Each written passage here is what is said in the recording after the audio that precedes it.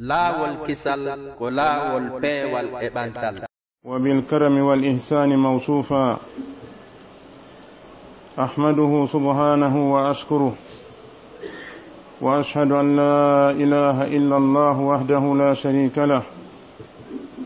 شهادة خالصة لمن فطر السماوات والأرض وأشهد أن محمدا عبد الله ورسوله صلى الله عليه وعلى آله وأصحابه وعلى من اهتدى بهديه إلى يوم الدين. عباد الله، أوصي نفسي وإياكم بتقوى الإله جل في علاه. اعلموا أن نصر الله لأوليائه في كل زمان ومكان وأمة هو نصر للحق وذلة للباطل وأخذ للمتكبر ونعمة على المؤمنين. ففي شهر الله المحرم حدث عظيم فيه درس عظيم يدل على نصرة الله لأوليائه وانتقامه على أعدائه مهما تطاولوا. إنه يوم انتصار نبي الله وكليمه موسى عليه السلام وهلاك فرعون الطاغية. يتي الله سبحانه وتعالى أولو علم تبي وسيرالي كمؤيا وأندرا كمؤيا قل اتدين قل أنجيا ومكو جبر دفتا دمو كدوين كو سفرا ليتم كنكو الله سبحانه وتعالى جرنم ادوني ما جمكو دين فو seedo ala reweteeɗo e goonga si wona kanko allah subhanahu wa ta'ala seedande hertaninde kanko allah taguɗo kammo e leydi on. no seedo wondema nelaaɗo meɗen muhammad sallallahu alayhi wa sallam oɗo ko jiyaaɗo makko ko nulaaɗo makko mo suɓi o nuli e meɗen den toromo yo juule nelaaɗo sallallahu alayhi wa sallam e ɓeyngure maɓɓe nden e sahabaɓe maɓɓe ɓen e kala jokkuɗo peewal maɓɓe ngal haddal ngal daro. jeyaɓe allah miɗo wasiyo on wasiyo hoore on hugol allah subhanahu wa ta'ala tedduɗo towuɗo on nde tawno ɗum ɗo woni hunde aranere nde kanko allah subhanahu wa ta'ala o ɗaɓɓiri en. kala ko wiiɗen e waɗay tawa ɗum ɗo hikkaaki yeeso nafata kulol allah ngol ardinta si waɗa moƴƴere nde nafe ko kulol allah ngol kadi ardinta si acca bone daɗa lorra bone on. ko waɗi wona accuɓe bone ɓen fof mari baraji ko acci bone on kon. woɓɓe no acca bone tawa ko fii feere allah ɓe acciri bone on. goɗɗo no waɗa moƴƴere tawa naafi yo allah welto waɗiri moƴƴere nden. mo waɗi moƴƴere tawi wona fi weltingol allah waɗiri nde allah ala haaju e mayre. mo acci bone tawa naafi woɗɗitagol tikkere allah wacciri bone on ko fowtiɗo wona o accuɗo. anden haray allah subhanahu wa ta'ala wona no yimɓe buy sikkiri mon o wayi. kanko o yiɗa e neɗɗo o teddinamo yilto kadi o accidamo e gaño makko o ndaaramo. ballal makko ngal kanko allah subhanahu wa ta'ala wonande ɓeeɗo yimɓe ɓe o weldidi o yiɗi e zamanu wo zamanu e nokku wo nokku e mofte wo mofte. ngal ballal ko kontete ko wallugol goonga ko jaasingol meere ko nangugol mawnintiniiɗo rewgol allah subhanahu wa ta'ala e ɗum kadi ko neema wonande yimɓe gomɗimɓe allah subhanahu wa ta'ala ɓe. ani si allah subhanahu wa ta'ala wallino goonga fewndo annabi nuh ɗum haray ko goonga ma on hannde o walli sabu si on ton hisan oɗo aratano. so o jaasinino keefeero fewndo fir'auna ko kefero hande jon o jasini hollugol ma an neɗɗo julɗo on sunna Allah on o sanzata ko hawjere nde nafata e nduɗo lewru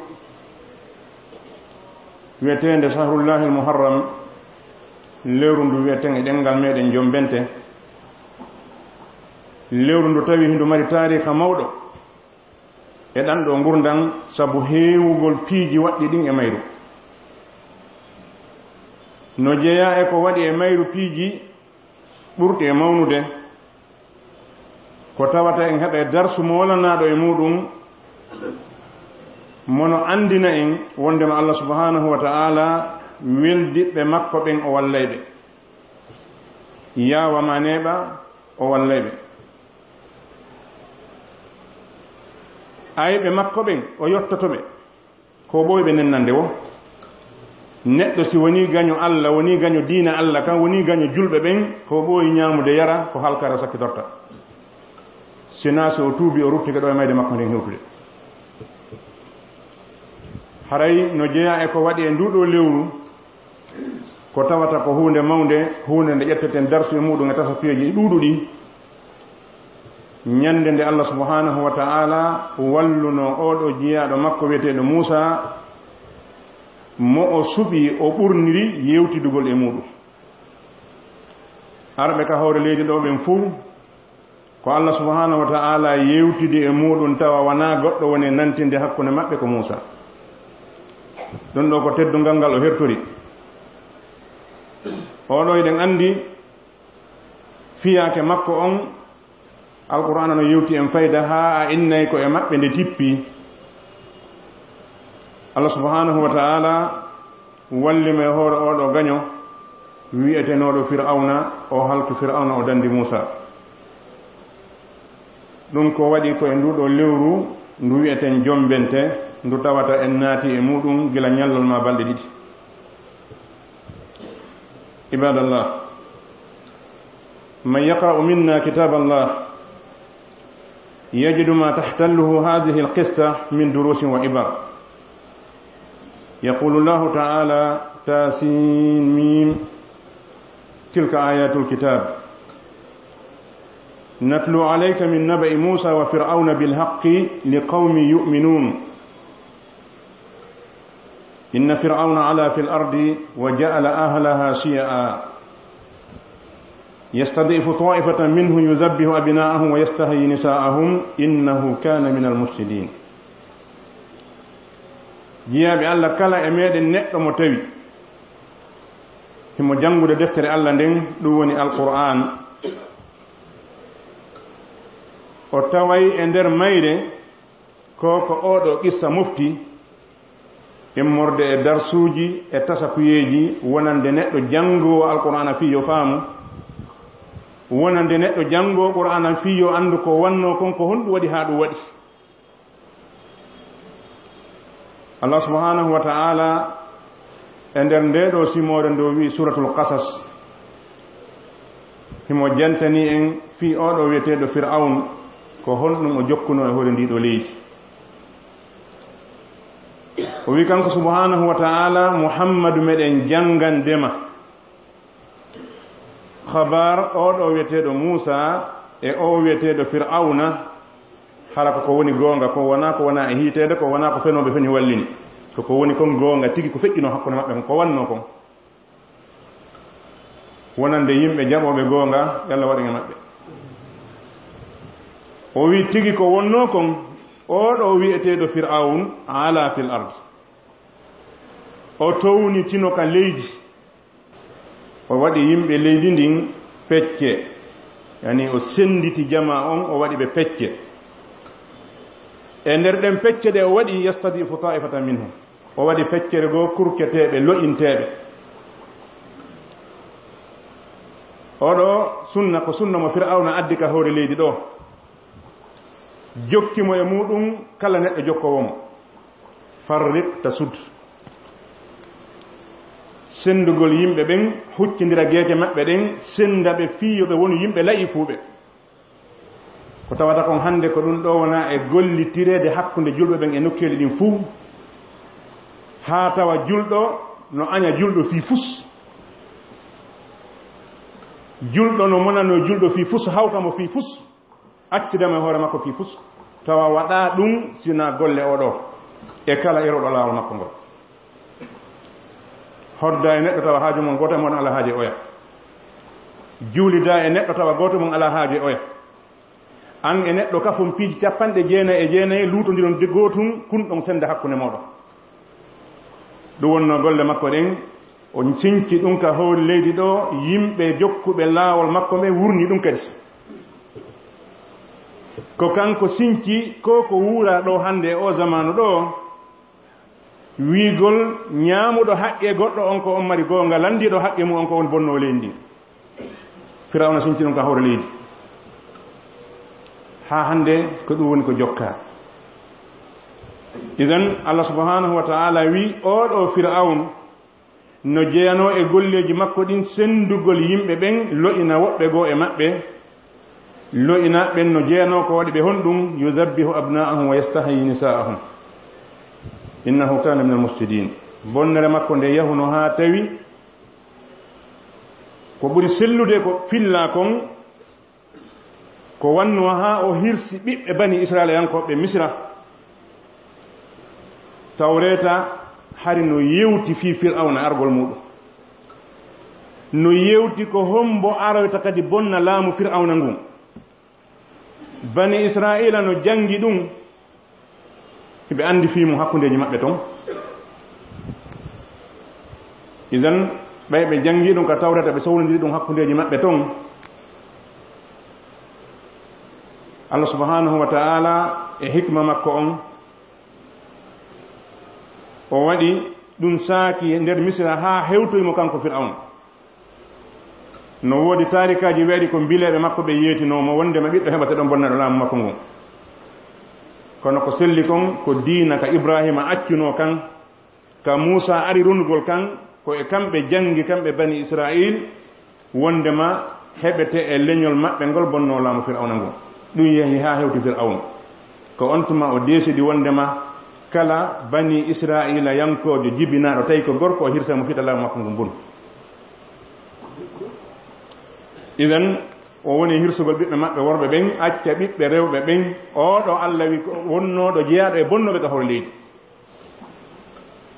ndaren bani adama si hulali Allah ko ha honto wonta jasuɗo si neɗɗo yahi ha o heɓi doole yahi ha o wi ma alimtu lakum min ilahin gayri yahi ha o mawi yimɓe makko ɓen o wini ana rabbukumul a'la oɗo e darja muɗum e doole mum e ngalu mum ngun fof tawa himo hula pennuji ma wawata wadde hay fus idan ɗum ɗo holli si neɗɗo hulta Allah piiji ɗi fof o hulay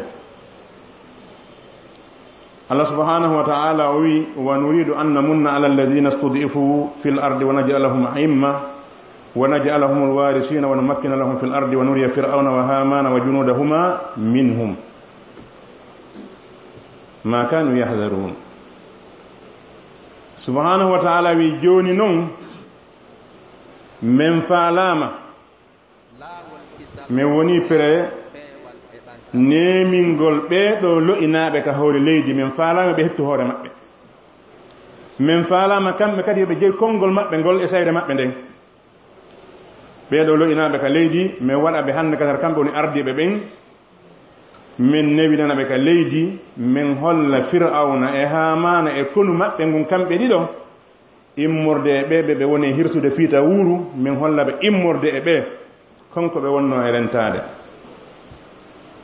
ndaren hawre Allah subhanahu wa ta'ala nden jooɗo moƴƴa taskoɗa ko Allah wi kon wa nuriya fir'auna wa hamana minhum ay min bani israil ma kanu yahdharun ko ɓe wonno e hirsude ɓiɓɓe ɓen fiita won kon mi waɗa ɗum kadi hana ko ɗon ka woni hirsude ɗon ɗon iwrata Allah sino faala haɓude goɗɗo o iwrantama ka yaasi ko ɗum waɗi buy jooɗoto miijito kaari en no mari doole no waɗi ɗum ɗo ɗum no ko honno ɓen ɗon folirte Allah iwranta gaño makkon ka yaasa ka nder suudo iwranema ha hande o haɓal goɗɗo ka yaasa iwranema ko waɗi si tawno ko konu waymu ka yaasi aranata misra bonna laamu fir'auna ko ɗum sattano koy kono feere nde o ƴetti ndin fof aynugol reeduɓe si jibinama tawi ko gorko o hirsa ɗum ɗo fof tawi wawata gaynude Moussa ɓay nene makko jibinimo himo hoɗi ka sara nil tangol ngol wongol misra o jibinimo tawi o watama jogade ka suudu ukkimo kesal o buggi ngal keesowal tawi na liƴƴi ñaama tangal wona kulle moɗo tangal wona nokku ngal yaata sina ka tande fir'auna tawi oɗo mo tawi so o woni ka yaasi o maayay ko ma o wona ka suudu waro on fii yo hiso o waɗa ko faala wadde ko waɗɗo ɗum ɗo o woni Allah ko o woni ha hande o wonta hadal ngal daro ko o wonta abadan idan si a jiɗi ko honno Allah warrata piiji ɗin haqqille maɗen hisaali yinje ko honde tuma o watta ɗi ko landete ko honde tuma ballal Allah ngal arata na ko honno ngal arata ɗum landataake وفي نهاية هذه القصة قال الله تعالى فلما آسفونا انتقمنا منهم فأغرقناهم أجمعين فجعلناهم سلفا ومثلا للآخرين ko humpaɗen ɗo wona ko waɗi kon ko honno warri koko waɗi ko wonnen ƴettude se wi e yewte ko waɗi kon ko honno warri jippiro feƴƴugo hakkunde Muusa e Fir'auna ngon hingo juuti kala neɗɗo janngo alqur'ana no andi ngo jippiro no juuti idan ɓaawo Fir'auna bewi ha Allah subhanahu wa ta'ala faalama ittude maka hoore leydi ɗo tawi ko Muusa jibinte o aynamo kanko Fir'auna o ne'amo danko maka nder pale makko ɗon ha o mawna subhanahu wa ta'ala wi falamma asafuna intaqamna minhu ɓaawo ɓe tikkinimen minen kadi min yetti Allah subhanahu wa ta'ala tippini leppe makko ɗen e hoore Fir'auna je mamuɗum on o wi min yooliɓe ɓe fof maɓɓe min waɗi ɓe feƴƴuɓe misal kadi wonande sakkitiɗɓe wa kana min qissati igraqihim anna allaha awha ila musa an yasri biqawmihi laylan min misra ila sham فهتم لذلك فرعون اهتماما عظيما قال تعالى وأوهينا إلى موسى أن أسر بعبادي إنكم متبعون فأرسل فرعون في المدائن هاشرين إن هؤلاء لشرذمة قليلون وإنهم لنا لغائظون وإنا لجميع حاذرون فأخرجناهم من جنات وعيون وكنوز ومقام كريم نجيا eko ari kon e qissa halkagol mabbe gol kambe kanko Fir'auna jama makko on Allah subhanahu wa ta'ala ɓaawonde o faala halkude Fir'aun ndaren ko waawi pilande ger kon fof ko Allah ɓuri o wi Muusa ƴettu yimɓe ma ɓen yalta Misra yaltu Misra yaha Sam an yimɓe ma ɓen fof kala bani Israila yankojo arɗo wonɗo Misra ɗo e bani Israil ko addi ɓe Misra naɗo ɓe jeeya ko yeeyede Yusuf alayhi salam sa jangi suratu Yusuf a anda ko addi bani Israila Misra ko fewndo annabi Yusuf ɓaawo o ari ɗon o yeeyama o macciɗinama woni ɗon ha o laamike mawɓe makko ɓen e baba gotoɓe makko ɓen iwi ka ɓurure ari tawtiɓe Misra ɗon ko on tuma ɓe woni ɗon ɓe yeñi ɓe ɗuuɗi ha ɓe watta maccuɓe ko ɓiɓɓe annabaɓe waɗa maccuɓe kurka ko ɗum waɗi neɗɗo moƴƴirale fiyataw tan ka hoore leydi ɗon Yusuf ko annabajo ben makko ko annabajo ben makko ko annabajo soro ben makko ko annabajo kono o waɗa maccuɗo o yeeya o naɓa o kurkoya résultat o woni honɗum woni batte o yeeya idan o yeeya tawi ko o yeeya kon ko nafoore ko ɗum waɗi lorraji goo jarno Allah sabboɗa no woodi lorraji ko nafoore ɓaawa majji Allah no watta piiji ɗin no nano sikkirɗen noon kanŋe ko ukkete ka yiite na fiyeɗe wonde kanŋe ko fiyo tundi ɗin e majje amma so tawina kanŋe sukkama ka yiite iwa wonde kanŋe bone few kono so a waɗi kanŋe e yiite ko fiyo tundi ɗin wonta kanŋe sumata royta idan jiyaɓe Allah ɓen ko Allah jarribotoɓe ko filaɓɓe ngolɓe na filorugolɓe ko ɗum waɗi subhanahu wa ta'ala kanko so a wattanali a famatama ko honno oɗo annabajo iwɗo e suudu annabako yeeyirte waɗe maccuɗo kurke yilto kadi ɓeyguure maɓɓe nen fof immo yaha e leydi wona ɗo maccuɓe kurke golline kala golle sattuɗe kala golle ñidduɗe ko ɗum wonno sabu ha ɓe ari Misra joni noon ɓay Allah subhanahu wa ta'ala faalama ɓe ittude ɗum ɗo wi Musa ƴettuɓe yalton subhanahu wa ta'ala wi min wahayni e Musa yalti jiyaɓe am ɓen jemma ande noon ko on jokketeɓe ɓay fir'auna humpitike Musa moɓiti o faalama ƴettude yimɓe makko ɓe yalta si ɓe yalti hande kadi ko wonnoɓe kohoɓe gollata golle maccuɓɓen tawi o wakkilaki ɗum o immini soldaɓe makko ɓe yo naato kala saare wonde nder misira e nder Égypte fof yo muuɓu kala ka soori joni yo ɓe ara to ɓaytu ɓe yaha o nuli e cayɗen fof ɓe mooɓi jama ɓe ari ɓay ɓe ari o waɗi discours makko o yeeso maɓɓe hino ko Allah wi sifani en ko yewtuno ko jama makko o wi inna haula'i la shirzimatun qalilun ɓe bani israilankoɓe ɗo ɓe mi noddi on fimum tan accu ɓe yaha ko jama hum fandu kunni wa innahum lana la ghaizun ɓe mettinani en ɓe tikkini en wa inna la jami'un hadirun enen ɗole ko en jama marɓe dole woɓe dandinade ɓeɗo te accan ɓe ɗum ɗo wonno ko ukkiri softede ɓerɗe yimɓe makko ɓen ha ɓe jokkiti Musa idan Musa yalti jemma ka Allah wimo ɗo yo o yaltu o yahi ha ka sera maayo lumbugon bahrul ahmar on Fir'auna kañum kadi jokkiti ka weytugol ka weytanangue en fuɗata ɗon ɓuri hewde probléme ji waɗe ɗin ka hoore leydi ɗo ko on sayi ka nangue ngen fuɗata ɗon ɓe yaltiti to ɓeeno ka dane ndiyan hino ko ndiyan ala ka lumbire ɓaawo to Fir'auna kono mum gonno arde ala ka yiltite pellel si ɓe tawi ɗo moƴƴata ɓay ɓe ɓuri ɓe doole qala ashabu Musa inna la mudrakun wondiɓe Musa ɓe he awa noon en nanngama en hewtitama ɗon ala ka laworen ɗo qala kalla inna ma'i rabbi sayahdi Musa wi oye Allah wiyata mi muɓo mi yalta a waccidan mi hoore aqulu qawli hadha wa astaghfirullaha fastaghfiruhu innahu huwal ghafurur rahim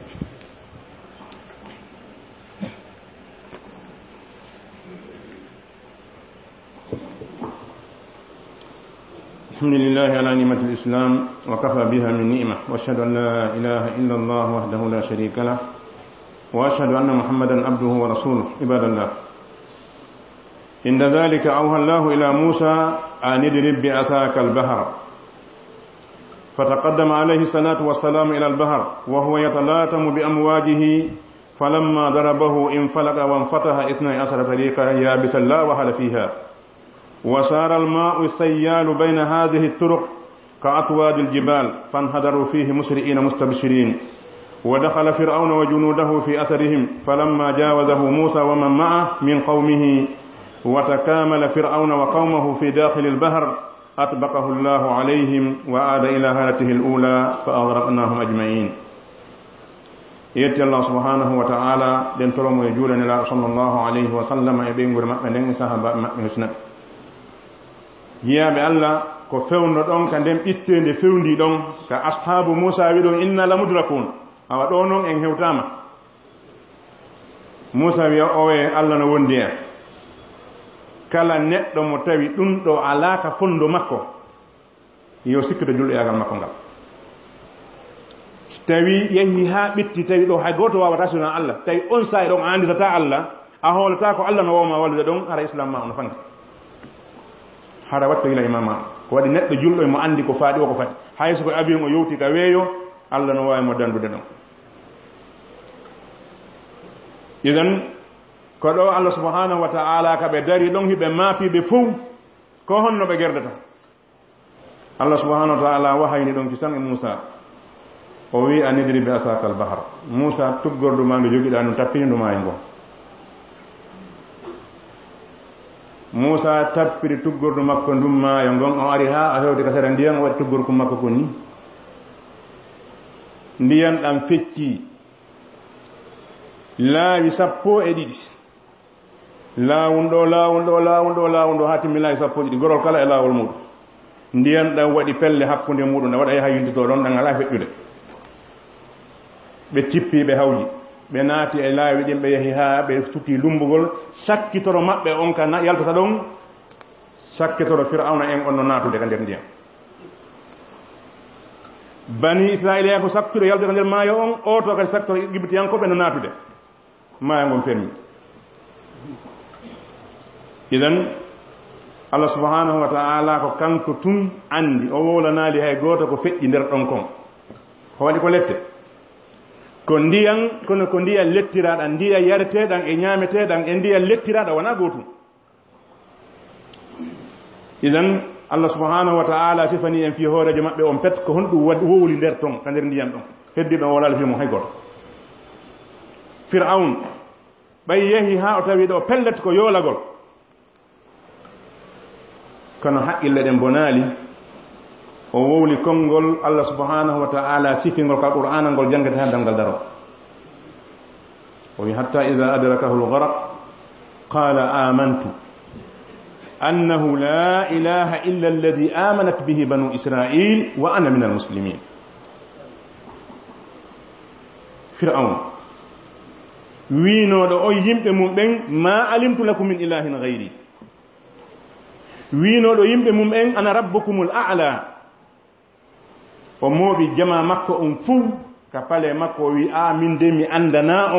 رewete do go ci wana min ngol wonno kongol makko arano ngol anlawi ngol maccantama kongol makko sakkitingol ngol nyande o wino yimbe makko ben ko mi woni joomi mon tuudo fa hasara fanada fa qala ana rabbukum al-a'la fa akhadhahu Allah nakala al-akhirati wal-ula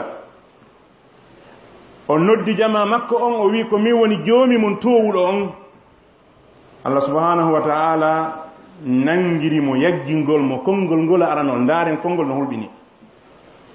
ko fir'auna hirsi bibbe kon fop ko o letti yimbe kon fu Allah wolali fi mum ka sakkitore do ko fi kongu didi o wowli din ko di Allah wowli fi mum fa akhadahu Allah nakala al-akhirati wal ula Allah nangi mo fi kongol ngol sakkite wolde do ngol wi go ngol an rabbukum ala e kongol makko attino ngol wi no ngol ma alimtu lakum min ilahin ghairi ɗiɗo ɗiɗi nodditago reweteɗo ka hawre leydi ɗo ɗum no hulɓini bontijini fof idan Allah subhanahu wa ta'ala landimo al'ana wa qad asayta qablu wa kunta min al-mufsidin fir'auna ko ɗo joni fewndo ɗo wi'ata a gomɗini Allah no woodi ko a julɗo ko atti fof hiɗa yeddude nda bonnude ka hawre leydi ko toon ɗo woltangol konngol awa ɓay a wowlingol ɗo fal yawma nunajjika bi badanik fal yawma nunajjika bi badanika litakuna liman khalfaka aya wa inna kathira min annasi an ayatina la ghafilun ɓay a wi a jaɓi Allah ko Allah na a woni Allah a jaɓi an kadi ko a maccuɗo Allah ko a rewowo Allah ko a julɗo siko ado hande woluɗa ngol ɗo a hisayn kono ɓay ko ɗo ka mayde nanguma ɗo ko mi waɗanayma sabu ngol ɗo kon fof ko accugol ɓanndu ma ɗum harande ñolaali mi acca ɓanndu ma ɗum harande ñolaali wona baraji de yoɓugol ma ko wolɗa ɗo kon ko fii arɓe ɓaawo ma ɓey yo anndu mo waɗi ko waɗɗa kon o hisata litakuna liman galfaka aya kala laamiɗo arɗo ɓaawo ma kala jom jawdi arɗo ɓaawo ma kala ganndo arɗo ɓaawo ma kala bewɗo ka hawre leydi arɗo ɓaawo ma yo anndu so rewi ka rewɗa ɗon ko ɗo o wattinta ɗum accani ɓanndu maɗa andu ha hande ɓanndu makko no lappi misira ɗo aduna on wara ɗon ƴeewa ha o kono ɗum waɗali ɓeeɗo heeferɓe yo gomɗin Allah waɗali ɓeeɗo bewɓe yo accu bewre nafaali ɓe Allah ko wino ko acciri ɓanndu ndun ɗon ko litakuna liman khalfaka aya kono ndaren oɗo neɗɗo e bewre muɗum nden ko taskotoɗen ɗo kon honɗum an oɗo neɗɗo e daragol ma tew pas yedda Allah e hoore ko a miskino e gandal ko a miskino e laamu ko a miskino e jawdi ɗa yeddude Allah oɗo neɗɗo mo tawi laamu makko ngun singo konti e laamu jini ka hor leyɗo ko ngu ɗimmuma tammo ngalu makko ngu wona noon doole makko ɗe wona noon ko Allah tigi wa fir'auna zil awtadi alladhina taghaw fil bilad kono o ma yaali ha o wi'i mi andi Allah no woodi min kadi komi julɗo so tawi doole makko ɗen e gandal makko ngal e laamu makko ngun dandalimo an miskino e pijini fof on sikkuɗa idan kala waɗɗo bewre ka hoore leydi ɗo sikki o yalto e ka laaɓe o yaltaka laaɓe kala yedduɗo Allah ha mayde nangimo o tuubali o ninsey idan ɗum na fir'auna tun woni ko yewta ɗum wona hefeɗa ɓe yewta ɗum ko kala neɗɗo yeddowo Allah ka hoore leydi ɗo yo ɗum wonanmo mande idan haray oɗo ñalande ɗum ɗo ko waɗi ko e nde ɗo ñalande. fanduru rahimakumullah ila hadihi alqissa alazima min alibar ila ma fi hadihi alqissati alazima min alibar wa qad waqa hadha fi yawmi asura ay alyawm alasir min shahr almuharram. فقد روى الإمام البخاري في صحيح عن ابن عباس رضي الله عنهما قال قدم النبي صلى الله عليه وسلم المدينة واليهود تصوم يوم عاشوراء فقال ما هذا اليوم الذي تصومونه فقالوا هذا يوم ظهر موسى على فرعون قال صلى الله عليه وسلم لأصحابه أنتم أحق بموسى منهم فصوموا. فيستحب يا عباد الله صيام هذا اليوم شكرا لله فقد صامه كليم الله موسى شكرا لله وصامه نبينا محمد صلى الله عليه وسلم وأمر بصيامه وقال أحتسب على الله أن يكفر سنة التي قبله وقد قال صلى الله عليه وسلم لئن بقيت إلى قابل لأصومن التاسع. ndare ko woni e o ɓissa ɗo kon immorde e waaju e tasakuye ɗum ɗo ko waɗi ko e nde ɗo ñalande sappa ɓere e nder ndu lewru ndu wonɗen e muɗum ɗo lewru jombente. nelaɗo sallllahu alayhi wa sallam no jeeya e ko filla e maɓɓe abdoullahi ibnu abbas radiallahu anhuma o wi nelaɗo sallllahu alayhi wa sallam ɓe fer ɓe iwi makka ɓe seeni madina ɓe tawi alyahudiyankoɓe wonnoɓe ɓen madina nde ñande hiɓe hoora nde ɗo ñalande sappa ɓere e nduɗo lewru jombente. nelaɗo landiɓe ko honɗum woni ngal ñallal ngal wonɗon e horude ɗo ɓe wi ko ñande nde Allah walluno Musa o fooli nden Fir'auna woni nde ñalande. Musa horuno nde ñande o jarni Allah ko Allah waɗanamo ko moƴƴere jaga si Allah moƴƴike ma ko moƴƴere jarnitama nagima ama yimɓe ɓe yaha ha tawa si Allah waɗaniɓe moƴƴere koye ɓe moɓodira ɓe ama ɓe welto ɗum ɗo andaka e aada yimɓe moƴƴi men ka hore leyɗo gila ndi ara jarnilgol Allah gamol jarnilgol Allah yeddugol mo.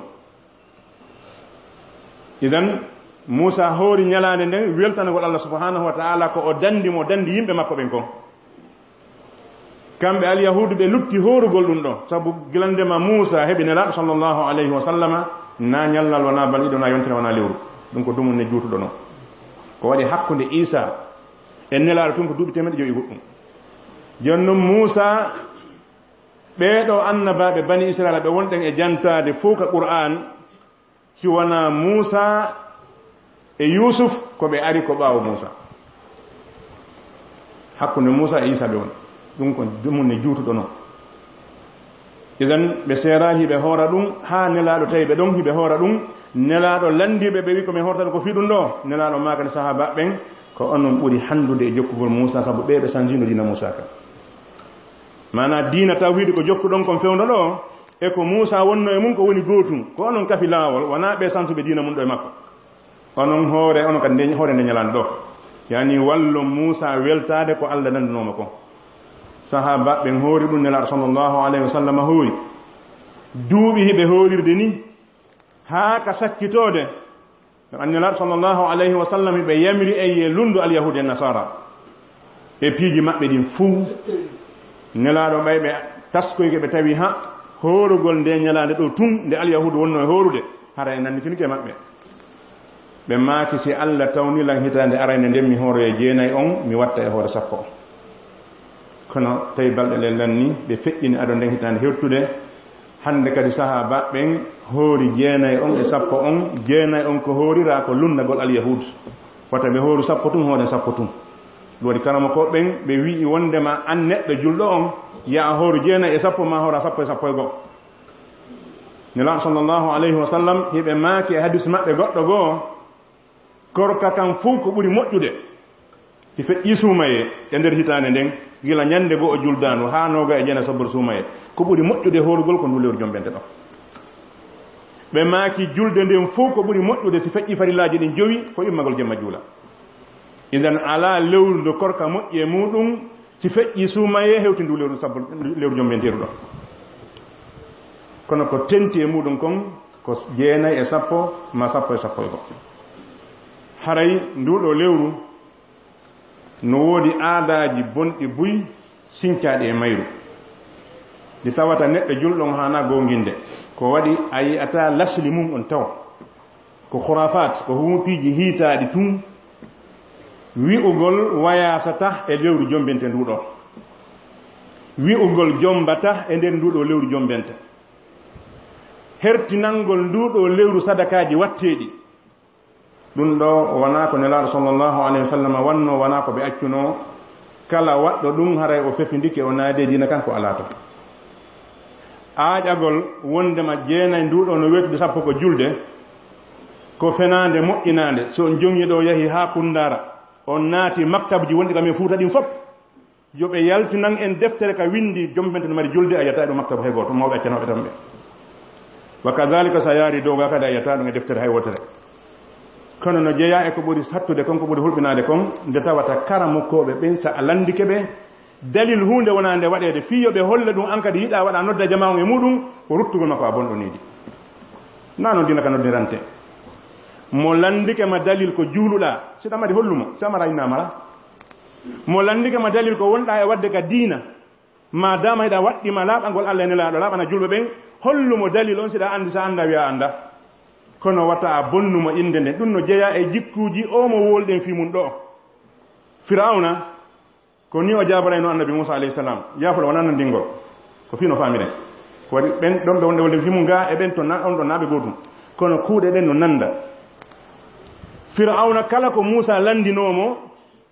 o ruttayno goɗɗum ngo ko bonnata inde makko nden na ko landa ko mo jaboto ɗum ko siyasa goo noon kadi no jeeya e siyasa politique yimɓe politique ɓen siga ɗin piiji landoɗa hunde ɓe acca ko landiɗa kon ɓe adda jabawol e hoore ma bonnalngol inde ma ne fewi yimɓe yildo ɓawa maɗa wiigol addu dalil hunde ka diina siko gonga mi waɗa ɗum nabonirenidi noon ka allah landike heferaɓe dalil taw landaki ɓeɗe ko ɓuran tuma nde heferaɓe wino allah no mari ɓiɗɗo allah wiɗo adde dalil ɗum ko sunna noon ka hoore leydi ɗo so a wowli hunde a deka nde iwi ɗon siko a moƴƴini so goɗɗo ko moƴƴini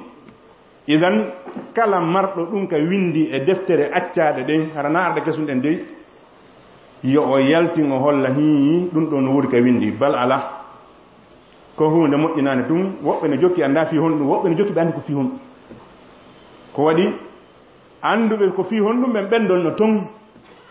woɓɓe no waɗi nde ɗo ñalande wulletende mum barmintine ɓe yiide ɗum hay so yahali ka maɓɓe ɗe yiide ko écran ji ko ɓeɗo yimɓe jarri boraɓe majjere yo allah fewnuɓe ko ɓe waɗata kon Karbala yahugol wi'ano wullude mayde Husayni barmintino islamu ko wi neɗɗo so maayi ko yo muññe si neɗɗo maayi ko ya muññomo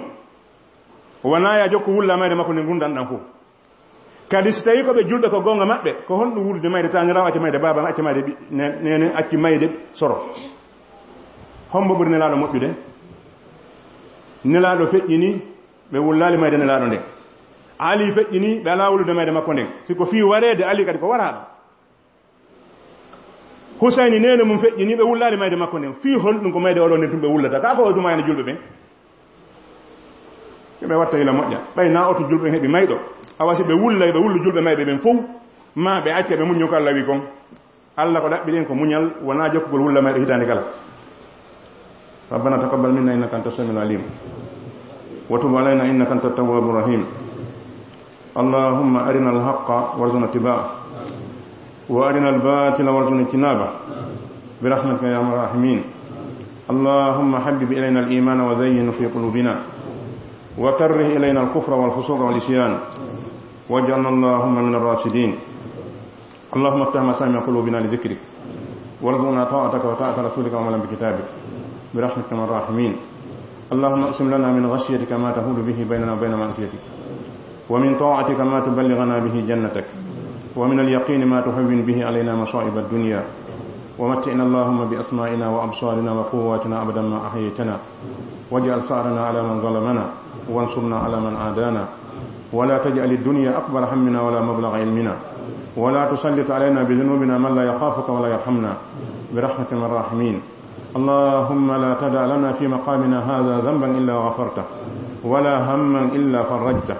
ولا مريدا إلا شفيته ولا جاهلا إلا علمته ولا ضالا إلا هديته ولا فقيرا إلا أغنيته ولا حاجة من هوائج الدنيا والآخرة لك فيها رضا ولنا فيها صلاح إلا أعنتنا بقضائها ويخترتها برحمة الراحمين. اللهم اغفر لنا ولآبائنا وأمهاتنا ذوي أرحامنا برحمتك الراحمين. اللهم اجعلنا هادين مهتدين غير ضالين ولا مضلين سلما لأوليائك عدوا لأعدائك نحب بحبك من أحبك ونعادي بعداوتك من خالفك برحمتك الراحمين. اللهم اصلح من في صلاحه صلاح للإسلام والمسلمين. اللهم اصلح من في صلاحه صلاح للإسلام والمسلمين واهلك من في هلاكه صلاح للإسلام والمسلمين برحمتك الراحمين. سبحان ربك رب العزة عما يصفون وسلام على المرسلين والحمد لله رب العالمين. لا والكسل كلا والبي والإبانتل